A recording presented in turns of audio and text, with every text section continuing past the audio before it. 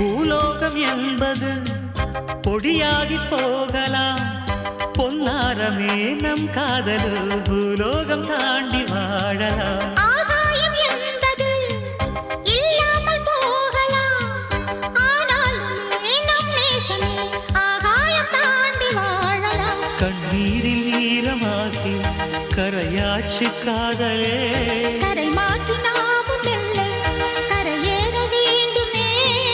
நாளை வரும் காலம் நம்மை